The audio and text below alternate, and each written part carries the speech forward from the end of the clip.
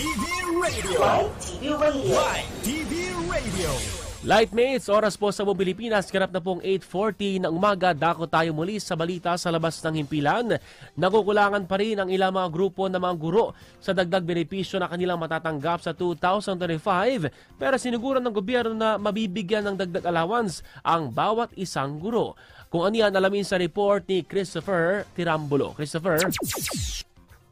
Tinayak ng Department of Education na makakatanggap ng ang lahat ng mahigit 9,000 mga guro na sa mga pampublikong paaralan ng dagdag benepisyo. Ayon kay Education Spokesperson at Chief of Staff Undersecretary Attorney Michael Wesley Poa, isasama nila sa budget proposal ang 10,000 piso na taunang allowance ng mga guro para sa susunod na taon. Bagay na siniguro rin ni House Speaker Martin Romualdez. Ibig sabihin, ngayong darating na school year calendar, 5,000 pesos ang kanilang matatanggap na allowance. At pagsampa naman ng 2025 hanggang 2026 academic year calendar, ay ipapako na ito sa 10,000 piso tax-free.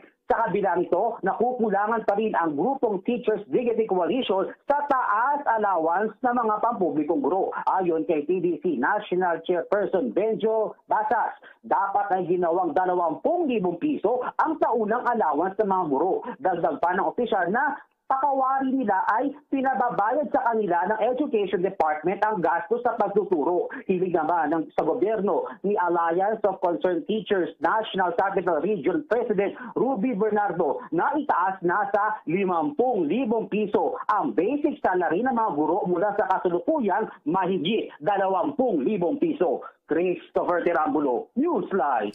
Maraming salamat sa report na yan, Christopher. Newsline.